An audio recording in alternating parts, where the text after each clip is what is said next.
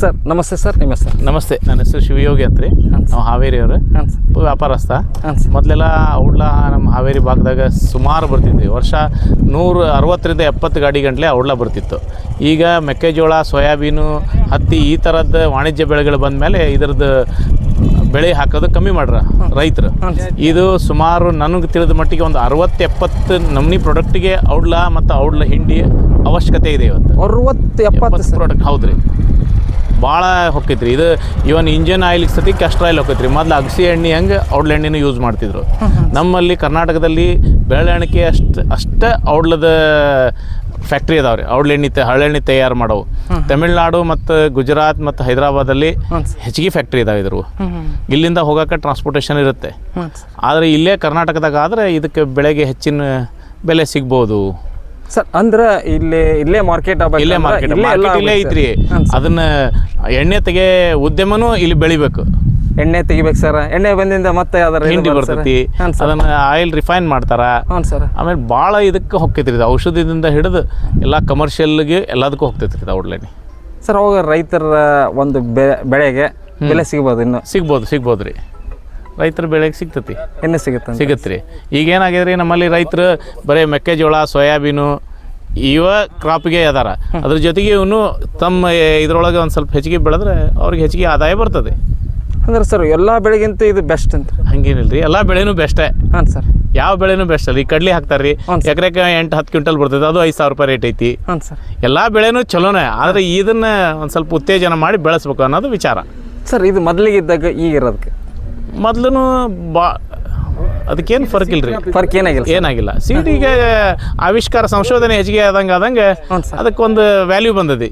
ಮೊದ್ಲು ಏನು ಮಾಡ್ತಿದ್ರು, ಮನ್ಯಾಗ ಇದ್ದಿದ್ದು ಔಡ್ಲನ ಅವನ್ನ ಹಾಕಿದ್ರು.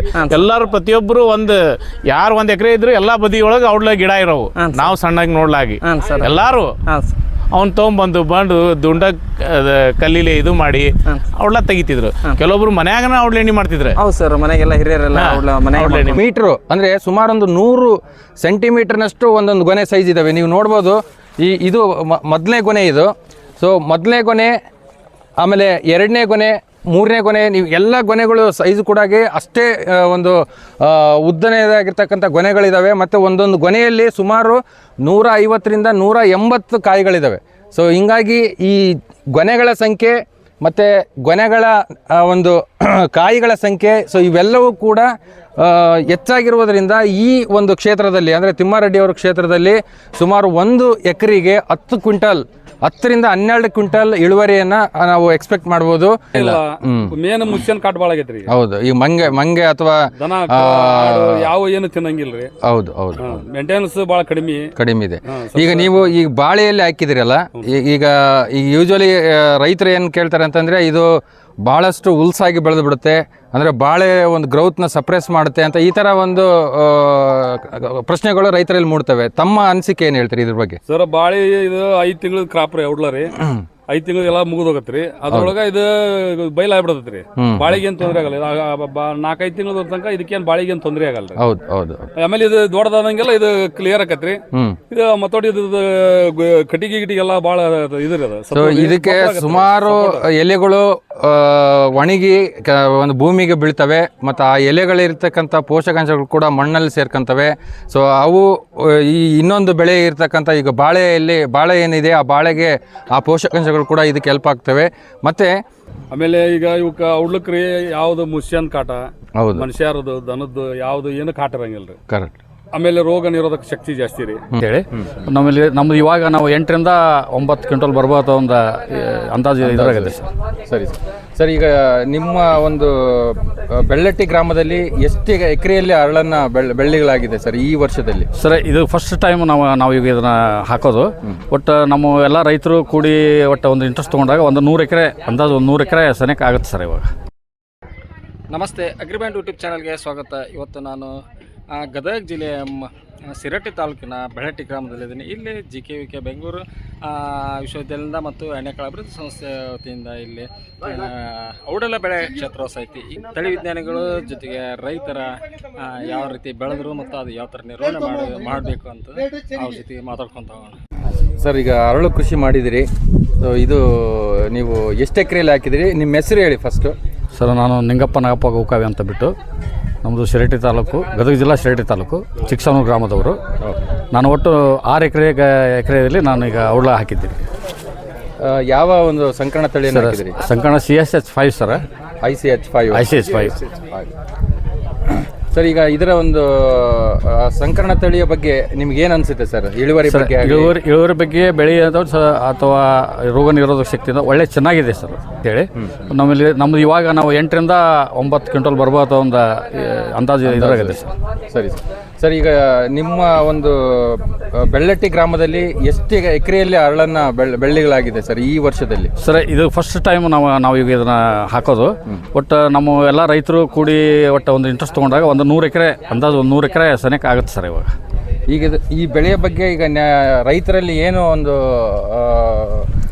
ಇದು ಮೂಡ್ತಾ ಇದೆ ಸರ್? ಅಂದರೆ ಈಗ ಈ ಬೆಳೆ ಲಾಭದಾಯಕವಾಗಿ ಅನಿಸುತ್ತಾ ಅಥವಾ ಇಲ್ಲ ರೈತರಲ್ಲಿ? ಸರ, ನಮ್ಮಲ್ಲಿ ಏನಾಗಿತ್ತು ಸರ್ ಅಂದರೆ ಇಷ್ಟು ದಿವಸ ನಾವು ಬರೀ ಗೋವಿನ ಜೋಳ ಅದು ಇದು ಬೆಳ್ಕೊತ ಒಂದು ಬೆಳೆ ಹೋಗ್ಬೇಕು, ನಾವು ಕಾಲ್ಗಾಯ ಮಾಡ್ಬೇಕಂತ ಹೇಳಿ ವಿಚಾರ ಮಾಡಿದಾಗ ನಾವು ಈಗ ಔಡ್ಲ ಬೆಳೆ ನಮಗೆ ಏನೋ ಸೂಕ್ತ ಅನಿಸ್ತು ಸರ್. ಹೀಗಾಗಿ ನಾವೆಲ್ಲ ರೈತರು ಔಡ್ಲ ಬೆಳೆಗೆ ಮಾಡಿದ್ರೆ ಚೆನ್ನಾಗಿ ಆಗುತ್ತಲ್ಲ ಒಂದು ವಿಚಾರದಾಗ ನಾವು ಈಗ ಔಡ್ಲ ಬೆಳೆ ಮಾಡೋಕ್ಕೆ ರೆಡಿ ಆಗಿವಿ ಸರ್. ಈಗ ಸುಮಾರು ಈಗ ಬೀಜಗಳು ಈ ಭಾಗಕ್ಕೇ ಭಾಳಷ್ಟು ಬೀಜ ಬೇಕಾಗ್ತವೆ. ಆ ಒಂದು ಬೀಜೋತ್ಪಾದನೆ ಬಗ್ಗೆ ಆಗಲಿ ಅಥವಾ ಈ ಒಂದು ಮಾರುಕಟ್ಟೆ ಬಗ್ಗೆ ಆಗಲಿ ನಿಮ್ದು ಯಾವುದೇ ಥರ ಮಾಹಿತಿ ಬೇಕಾದರೆ ನಮಗೆ ಒಂದು ಅಖಿಲ ಭಾರತ ಸುಸಂಘಟಿತ ಅರಳು ಸಂಶೋಧನಾ ವಿಭಾಗ GKVK ಬೆಂಗಳೂರಿನಲ್ಲಿ ಇರುತ್ತೆ. ಸೊ ಆ ಒಂದು ವಿಭಾಗಕ್ಕೆ ನೀವು ಒಂದು ಕಾಂಟ್ಯಾಕ್ಟ್ ಮಾಡಿದರೆ ನಾವು ಮಾಹಿತಿ ಒದಗಿಸ್ತೀವಿ. ಅದೇ ರೀತಿ ನಮ್ಮ ಒಂದು ಎಣ್ಣೆಕಾಳು ಸಂಶೋಧನಾ ಸಂಸ್ಥೆ ಒಂದು ಹೈದರಾಬಾದ್ನಲ್ಲಿದೆ. ಎಣ್ಣೆಕಾಳು ಸಂಶೋಧನಾ ಸಂಸ್ಥೆಯ ಒಂದು ಕೋಆರ್ಡಿನೇಟಿಂಗ್ ಯೂನಿಟ್ ನಮ್ಮದು. ಸೊ ಈ ಒಂದು ICH5 ಮತ್ತು ICH66 ಈ ಸಂಕರಣ ತಳಿಗಳು ಒಂದು ಹೈದರಾಬಾದ್ ಒಂದು ಸಂಸ್ಥೆಯಿಂದ ಭಾರತೀಯ ಎಣ್ಣೆಕಾಳು ಸಂಸ್ಥೆಯಿಂದನೇ ಬಿಡುಗಡೆಯಾಗಿರ್ತಕ್ಕಂಥ ಸಂಕರಣ ತಳಿಗಳಿದ್ದಾವೆ. ಈ ಎರಡೂ ಸಂಕರಣ ತಳಿಗಳು ಅಂದರೆ ICH66 ಮತ್ತು ICH5 ಇವೆರಡು ಸಂಕರಣ ತಳಿಗಳು ಕೂಡ ಈ ಕರ್ನಾಟಕ ಭಾಗಕ್ಕೆ ಭಾಳಷ್ಟು ಕ್ಷೇತ್ರದಲ್ಲಿ ರೈತರು ಬೆಳೀತಾ ಇದ್ದಾರೆ. ಮತ್ತು ಇದರ ಒಂದು ಇಳುವರಿ ಮಟ್ಟ ಕೂಡ ಸುಮಾರು 8 ರಿಂದ 10 ಕ್ವಿಂಟಲ್ ಎರಡೇ ಕಟಿಂಗಲ್ಲಿ ರೈತರು ತಗೋತಾ ಇದ್ದಾರೆ. ಸೊ ಆದ ಕಾರಣ ಮುಂದಿನ ದಿನಗಳಲ್ಲಿ ಈ ಎರಡೂ ಸಂಕರಣ ತಳಿಗಳ ಒಂದು ಬೀಜೋತ್ಪಾದನೆ ಹೆಚ್ಚಾಗಿ ಮಾಡಿ ರೈತರಿಗೆ ಒಂದು ಬೀಜದ ಒಂದು ಲಭ್ಯತೆಯನ್ನು ಕೂಡ ರೈತರಿಗೆ ಸಿಗೋದಾಗೆ ನಾವು ಒಂದು ಮಾಡುವ ಕಾರ್ಯಕ್ರಮಗಳನ್ನು ಹಮ್ಮಿಕೊಳ್ತಾ ಇದ್ದೀವಿ. ಮತ್ತು ಈ ಕೃಷಿ ಇಲಾಖೆ ಮೂಲಕ ಕೂಡ ಇದರ ಒಂದು ಬೆಳೆಯ ಪ್ರಚಾರ ಕೂಡ ಮಾಡ್ತಾ ಇದ್ದೀವಿ. ಸೊ ಅಲ್ಲಿ ಕೂಡ ಸಬ್ಸಿಡಿ ಸ್ಕೀಮಲ್ಲಿ ಮುಂದಿನ ದಿನಗಳಲ್ಲಿ ಈ ಬೀಜ ಕೂಡ ಸಬ್ಸಿಡಿಯಲ್ಲಿ ಸಿಗತಕ್ಕಂಥ ಒಂದು ವ್ಯವಸ್ಥೆ ಕೂಡ ನಮ್ಮ ಜಂಟಿ ನಿರ್ದೇಶಕರು ಅವಕಾಶವನ್ನು ಕಲ್ಪಿಸ್ತೀವಿ ಅಂತೇಳಿ ನಮಗೆ ಭರವಸೆ ಕೊಟ್ಟಿದ್ದಾರೆ. ಸೊ ರೈತರಿಗೆ ಮುಂದಿನ ದಿನಗಳಲ್ಲಿ ಈ ಬೆಳೆಯ ಬಗ್ಗೆ ಒಂದು ಭಾಳಷ್ಟು ಸುಲಭವಾಗಿ ಮಾರುಕಟ್ಟೆ ಮತ್ತು ಬೀಜ ಲಭ್ಯತೆ ಎಲ್ಲವೂ ಕೂಡ ಸುಲಭವಾಗಿ ಆಗುತ್ತೆ ಅಂತೇಳಿ ಹೇಳಲಿಕ್ಕೆ ಇಷ್ಟಪಡ್ತೀನಿ. ತಿಮ್ಮರೆಡ್ಡಿ ಅವರೇ ನಮಸ್ಕಾರ. ನಮಸ್ಕಾರ ಸರ್. ಸೊ ಅಜ್ಜಪ್ಪರೇ, ಈ ಒಂದು ಸಂಕರಣ ತಳಿಯ ಬಗ್ಗೆ ನಿಮ್ಗೇನು ಅನಿಸುತ್ತೆ ಮತ್ತು ನೀವು ಯಾಕೆ ಈ ಒಂದು ಔಡ್ಲನ್ನು ಬೆಳಿಬೇಕು ಅಂತೇಳಿ ಮನಸ್ಸು ಮಾಡಿದ್ರಿ? ನಮಸ್ಕಾರ ಸರ್. ನಮಸ್ತೆ. ನಾವು ಗದಗ ಜಿಲ್ಲಾ ಶಿರಟ್ಟಿ ತಾಲೂಕು ಬೆಳ್ಳಟ್ಟಿ ಗ್ರಾಮ. ನಾವು ಈಗ ಆಲ್ರೆಡಿ ಎಲ್ಲ ಕ್ರಾಪ್ಗಳನ್ನು ಬೆಳೆದೀವಿ ಸರ್. ಅವಕ್ಕೆ ಒಂದು ನಿರ್ದಿಷ್ಟವಾದ ಒಂದು ಮಾರ್ಕೆಟ್ ಇರಂಗಿಲ್ಲ ಸರ್. ಆಮೇಲೆ ಈಗ ಇವಕ್ಕೆ ಔಡ್ಲಕ್ರಿ ಯಾವ್ದು ಮುಷ್ಯನ್ ಕಾಟ, ಮನುಷ್ಯರದು ದನದ್ದು ಯಾವ್ದು ಏನು ಕಾಟ ಇರಂಗಿಲ್ಲ ರೀ. ಕರೆಕ್ಟ್. ಆಮೇಲೆ ರೋಗ ನಿರೋಧಕ ಶಕ್ತಿ ಜಾಸ್ತಿ ರೀ. ನಾವು ಈಗ ಮೊದಲ ಇದ್ರೊಳಗೆ ಅಡಿಕೆ ಹಾಕಿದ್ವಿ ರೀ, ಸ್ವಲ್ಪ ಅದು ಗ್ಯಾಪ್ ಆಗಿಬಿಡ್ತೀರಿ. ಸುರೇಶ್ ಸಜ್ಜನರದ ವಿಡಿಯೋ ನೋಡಿದ್ವಿ. ವಿಡಿಯೋ ನೋಡಿದಾಗ ಹೋಗಿ ಅವ್ರಿಗೆ ಹಿಂಗ್ರಿ ಏನಾರ ಅಂತ ಭೇಟಿ ಆದ್ವಿ. ಹಾಕ್ರಿ ಚಲೋ ಆಕತಿ ಅಂತ ಹೇಳಿದ್ರಿ. ಹಾಕ್ರಿ ಚಲೋ ಆಕತಿ ಅಂತ ಹೇಳಿದ್ಮೇಲೆ ಹೋಗಿ ನಾವು ಅವ್ರ ಭೇಟಿಯಾಗಿ ವಿಡಿಯೋದಾಗ ಅಷ್ಟ ನೋಡಿದ್ವಿ. ಅಲ್ಲಿ ನಾವು ಅವ್ರ ಊರಿಗೆ ಹೋದ್ವಿ. ಅವರ ಸಿಕ್ಬಿಟ್ರು ನಮ್ಗೆ. ಮಾಡ್ರಿ ಚೆನ್ನಾಗಿ ಆಕತಿ ಅಂತ ಹೇಳಿದ್ರು. ಅವ್ರು ಭೇಟಿ ಆದ್ಮೇಲೆ ಅವ್ರ ಕಡೆನ ಬೀಜ ನಮ್ಗೆಲ್ಲ ಅವ್ರು ಹೇಳಿದ್ರು, ಬೀಜ ಕೊಟ್ಟರು, ತೊಗೊಂಡ್ಬಂದ್ವಿ, ಹಾಕಿದ್ವಿ. ನಮ್ಗೆ ಚಲೋ ಅನ್ಸೈತ್ರಿ. ಈಗ ಉಳಿದ ಕ್ರಾಪ್ ಆದ್ರೆ ಕಾಯಕ ಒಬ್ರು ಕಂಟಿನ್ಯೂ ಲೇಬರ್ ಬೇಕು. ಇವಕ್ಕೆ ಯಾವ್ದು ಒಂದು ಕಿರಿಕಿರಿ ಇಲ್ಲ, ವಾಚಿಂಗ್ ಪ್ರಾಬ್ಲಮ್ ಇಲ್ಲ. ಮೇನ್ ಮುಷ್ಯನ್ ಕಾಟ್ ಬಾಳ ಆಗೈತ್ರಿ. ಹೌದು. ಈ ಮಂಗೆ ಅಥವಾ ದನ ಯಾವ ಏನು ತಿನ್ನಂಗಿಲ್ರಿ. ಹೌದು ಹೌದು. ಮೇಂಟೆನೆನ್ಸ್ ಬಹಳ ಕಡಿಮೆ ಇದೆ. ಈಗ ನೀವು ಈಗ ಬಾಳೆಯಲ್ಲಿ ಹಾಕಿದಿರಲ್ಲ, ಈಗ ಯೂಶುವಲಿ ರೈತರು ಏನು ಕೇಳ್ತಾರೆ ಅಂತಂದ್ರೆ ಇದು ಭಾಳಷ್ಟು ಉಲ್ಸಾಗಿ ಬೆಳೆದು ಬಿಡುತ್ತೆ, ಅಂದರೆ ಬಾಳೆ ಒಂದು ಗ್ರೌತ್ನ ಸಪ್ರೆಸ್ ಮಾಡುತ್ತೆ ಅಂತ ಈ ಥರ ಒಂದು ಪ್ರಶ್ನೆಗಳು ರೈತರಲ್ಲಿ ಮೂಡ್ತವೆ. ತಮ್ಮ ಅನಿಸಿಕೆ ಏನು ಹೇಳ್ತೀರಿ ಇದ್ರ ಬಗ್ಗೆ? ಸರ್, ಬಾಳೆ ಇದು 5 ತಿಂಗಳ ಕ್ರಾಪ್ ರೀ, ಔಡ್ಲ ರೀ. 5 ತಿಂಗಳು ಎಲ್ಲ ಮುಗಿದು ಹೋಗತ್ರಿ. ಅದ್ರೊಳಗೆ ಇದು ಬೈಲ್ ಆಗ್ಬಿಡತ್ರಿ. ಬಾಳಿಗೆ ಏನು ತೊಂದರೆ ಆಗಲ್ಲ. 4-5 ತಿಂಗಳ ತನಕ ಇದಕ್ಕೇನು ಬಾಳಿಗೆ ಏನು ತೊಂದರೆ ಆಗಲ್ಲ. ಹೌದು ಹೌದು. ಆಮೇಲೆ ಇದು ದೊಡ್ಡದಾದಂಗೆಲ್ಲ ಇದು ಕ್ಲಿಯರ್ ಆಕತ್ರಿ. ಇದು ಮತ್ತೊಡಿ ಕಟ್ಟಿಗೆ ಗಿಟಿಗೆಲ್ಲ ಭಾಳ ಇದ್ರಿ ಅದು. ಸೊ ಇದಕ್ಕೆ ಸುಮಾರು ಎಲೆಗಳು ಒಣಗಿ ಒಂದು ಭೂಮಿಗೆ ಬೀಳ್ತವೆ, ಮತ್ತು ಆ ಎಲೆಗಳಿರ್ತಕ್ಕಂಥ ಪೋಷಕಾಂಶಗಳು ಕೂಡ ಮಣ್ಣಲ್ಲಿ ಸೇರ್ಕೊಂತವೆ. ಸೊ ಅವು ಈ ಇನ್ನೊಂದು ಬೆಳೆ ಇರ್ತಕ್ಕಂಥ ಈಗ ಬಾಳೆ ಏನಿದೆ ಆ ಬಾಳೆಗೆ ಆ ಪೋಷಕಾಂಶಗಳು ಕೂಡ ಇದಕ್ಕೆ ಹೆಲ್ಪ್ ಆಗ್ತವೆ. ಮತ್ತು ಈ ಅರಳು ಬೆಳೆ ಏನಂತ ಹೇಳಿದರೆ, ಈಗ ನಾವು ಮುಸ್ಕಿನ ಜೋಳ ಅಂತ ನೋಡ್ತೀವಿ. ಮುಸ್ಕಿನ ಜೋಳಕ್ಕೆ ಕಂಪೇರ್ ಮಾಡಿದರೆ ಭಾಳಷ್ಟು ಏನು ರಾಸಾಯನಿಕ ಗೊಬ್ಬರಗಳು ಈ ಅರಳು ಬೆಳೆಗೆ ಏನು ಬೇಕಾಗಲ್ಲ. ಸೊ ಆದ ಕಾರಣ ಈ ರೈತರು ಈ ಥರ ಬಾಳೆಯಲ್ಲಾಗಲಿ ಅಥವಾ ಅಡಿಕೆಯಲ್ಲೇ ಆಗಲಿ, ಇನ್ನು ಸಣ್ಣದಾಗಿ ಅಡಿಕೆಯನ್ನು ನೆಟ್ಟಿರ್ತಾರಲ್ಲ ಆ ಥರ ಪ್ಲಾಟ್ಗಳಲ್ಲಾಗಲಿ ಖಾಲಿ ಬಿಟ್ಟು ಒಂದು ಕಳೆಗಳು ಬರ್ತಕ್ಕಂಥ ಒಂದು ಸಂದರ್ಭ ಜಾಸ್ತಿ ಇರುತ್ತೆ. ಅಂತರ ಬದಲು ಈಗ ಇಲ್ಲಿ ನೀವು ನೋಡ್ಬೋದು, ಈ ಒಂದು ತಿಮ್ಮರೆಡ್ಡಿ ಅವ್ರ ಪ್ಲಾಟಲ್ಲಿ ಒಂದೇ ಒಂದು ಕಳೆ ಕೂಡ ಇಲ್ಲ. ಅಂದರೆ ಎಷ್ಟು ಕ್ಲೀನಾಗಿ ಈ ಒಂದು ಅರಳು ಬೆಳೆಯನ್ನು ಬೆಳೆಸಿದ್ದಾರೆ. ಮತ್ತು ಅದೇ ರೀತಿ ಸಾಲಿನ ಸಾಲಿಗೆ ಕೂಡ ಭಾಳಷ್ಟು ಒಂದು ಅಂತರ ಕೊಟ್ಟಿದ್ದಾರೆ, ಮತ್ತು ಗಿಡದಿಂದ ಗಿಡಕ್ಕೂ ಅಂತರ ಕೊಟ್ಟಿದ್ದಾರೆ. ಬಾಳೆಗೆ ಯಾವುದೇ ಥರ ತೊಂದರೆ ಇಲ್ಲಾರ್ದಂಗೆ ಈ ಅರಳು ಬೆಳೆಯನ್ನು ಬೆಳೆದಿದ್ದಾರೆ. ಮತ್ತು ಇಲ್ಲಿ ಸಂಕರಣ ತಳಿ ICH 5 ಒಂದು ಎಕ್ಸ್ಪ್ರೆಷನ್ ನೋಡಿದರೆ ಸುಮಾರು ಒಂದು ಗಿಡಕ್ಕೆ ಒಂದು 8ರಿಂದ 15 ಗೊನೆಗಳಿದ್ದಾವೆ. ಅಂದರೆ ನಮಗೆ ಮೊದಲನೇ ಗೊನೆ 2ನೇ ಗೊನೆಗಳೇ ಕೌಂಟ್ ಮಾಡಿದರೆ ಸುಮಾರು 15 ಗೊನೆಗಳು ಬಂದಿದ್ದಾವೆ. ಮತ್ತು ಆ ಗೊನೆಗಳ ಸೈಜ್ ಏನೈತೆ ಅಂದರೆ 1 ಮೀಟ್ರು, ಅಂದರೆ ಸುಮಾರು ಒಂದು 100 ಸೆಂಟಿಮೀಟರ್ನಷ್ಟು ಒಂದೊಂದು ಗೊನೆ ಸೈಜ್ ಇದ್ದಾವೆ. ನೀವು ನೋಡ್ಬೋದು, ಇದು ಮೊದಲನೇ ಗೊನೆ ಇದು. ಸೊ ಮೊದಲನೇ ಗೊನೆ, ಆಮೇಲೆ 2ನೇ ಗೊನೆ, 3ನೇ ಗೊನೆ, ನೀವು ಎಲ್ಲ ಗೊನೆಗಳು ಸೈಜು ಕೂಡ ಅಷ್ಟೇ ಒಂದು ಉದ್ದನೆಯದಾಗಿರ್ತಕ್ಕಂಥ ಗೊನೆಗಳಿದ್ದಾವೆ. ಮತ್ತು ಒಂದೊಂದು ಗೊನೆಯಲ್ಲಿ ಸುಮಾರು 150ರಿಂದ 180 ಕಾಯಿಗಳಿದ್ದಾವೆ. ಸೊ ಹಿಂಗಾಗಿ ಈ ಗೊನೆಗಳ ಸಂಖ್ಯೆ ಮತ್ತು ಗೊನೆಗಳ ಒಂದು ಕಾಯಿಗಳ ಸಂಖ್ಯೆ, ಸೊ ಇವೆಲ್ಲವೂ ಕೂಡ ಹೆಚ್ಚಾಗಿರುವುದರಿಂದ ಈ ಒಂದು ಕ್ಷೇತ್ರದಲ್ಲಿ, ಅಂದರೆ ತಿಮ್ಮಾರೆಡ್ಡಿಯವರ ಕ್ಷೇತ್ರದಲ್ಲಿ ಸುಮಾರು 1 ಎಕರೆಗೆ 10ರಿಂದ 12 ಕ್ವಿಂಟಲ್ ಇಳುವರಿಯನ್ನು ನಾವು ಎಕ್ಸ್ಪೆಕ್ಟ್ ಮಾಡ್ಬೋದು. ಸೊ ಇವರು ಒಂದು 5ರಿಂದ 6 ತಿಂಗಳಲ್ಲೇ ಇವರು 10ರಿಂದ 12 ಕ್ವಿಂಟಲ್ 1 ಎಕರೆಗೆ ಇಳುವರಿಯನ್ನು ತೆಗೆದುಕೊಳ್ತೀವಿ ಅಂತೇಳಿ ಅಂದಾಜು ಮಾಡಿರ್ತಾರೆ. ಸೊ ರೈತರು ಆದಷ್ಟು ಈ ಥರ ಒಂದು ನೂತನ ಸಂಕರಣ ತಳಿಗಳನ್ನು ಬಳಕೆ ಮಾಡಿಕೊಂಡು ಹೆಚ್ಚಿನ ಒಂದು ಲಾಭದಾಯಕ ಕೃಷಿ ಮಾಡ್ಕೋಬೇಕಂತೇಳಿ ಕೇಳ್ಕೊಳ್ತೀವಿ. ಮತ್ತು ಇನ್ನು ಏನಾದರೂ ರೈತರಿಗೆ ಮಾರುಕಟ್ಟೆ ಬಗ್ಗೆ ಆಗಲಿ ಅಥವಾ ಅದರ ಬೆಳೆಗೆ ಬೇಸಾಯ ಕ್ರಮಗಳ ಬಗ್ಗೆ ಆಗಲಿ ಏನಾದರೂ ಪ್ರಶ್ನೆಗಳಿದ್ದರೆ ತಾವು ದಯಮಾಡಿ ಬೆಳ್ಳಟ್ಟಿಯಲ್ಲಿರ್ತಕ್ಕಂಥ ತಿಮ್ಮರೆಡ್ಡಿ ವೆಂಕಟರೆಡ್ಡಿ ಮೇಕಳಿಯವರ ತೋಟಕ್ಕೆ ಬಂದು ಸೊ ಕ್ಷೇತ್ರವನ್ನು ಒಂದು ಅರಳು ಕ್ಷೇತ್ರವನ್ನು ಭೇಟಿ ಮಾಡಿ, ಸೊ ಅದನ್ನು ನಿಮಗೆ ಕ್ಲಿಯರಾಗಿ ಗೊತ್ತಾಗುತ್ತೆ ಯಾವ ಥರ ಅರಳು ಬೆಳೆಯನ್ನು ಬೆಳಿಬೇಕು, ಮತ್ತು ಅದರ ಪೋಷಕಾಂಶಗಳನ್ನು ನಿರ್ವಹಣೆ ಮಾಡಬೇಕು, ಮತ್ತು ಒಂದು ಗಿಡದಿಂದ ಗಿಡಕ್ಕೆ ಸಾಲಿನ ಸಾಲಿಗೆ ಎಷ್ಟು ಅಂತರ ಕೊಡಬೇಕು, ಇವೆಲ್ಲ ಮಾಹಿತಿ ನಿಮಗೆ ಸಿಗುತ್ತೆ. ಇದು ಇನ್ನೂ ಸುಮಾರು ಒಂದು 2ರಿಂದ 3 ತಿಂಗಳು ಈ ಕ್ರಾಪ್ ಇಲ್ಲೇ ಇರುತ್ತೆ, ಇದು ಹಾರ್ವೆಸ್ಟ್ ಆಗಲ್ಲ. ಯಾಕೆಂದರೆ ಇಷ್ಟು ಚೆನ್ನಾಗಿರ್ತಕ್ಕಂಥ ಎಕ್ಸ್ಪ್ರೆಷನ್ನು ನಾವು ಬೇರೆ ಎಲ್ಲಿ ನೋಡಿಲ್ಲ. ಸೊ ಗುಜರಾತಲ್ಲಿ ಏನು ಅರಳು ಬೆಳಿತಾರೆ, ಆ ಗುಜರಾತಲ್ಲಿ ಬೆಳೀತಕ್ಕಂಥ ಅರಳು ಕೂಡ ಇದೇ ರೀತಿ ಇರುತ್ತೆ. ಸೊ ನಾವು ಕೂಡ ಗುಜರಾತಿನ ಒಂದು ಅರಳು ಉತ್ಪಾದನೆಗೆ ಕಾಂಪೀಟ್ ಮಾಡ್ಬೋದು ಅಂತ ಕೂಡ ಹೇಳಲಿಕ್ಕೆ ಇಷ್ಟಪಡ್ತೀನಿ.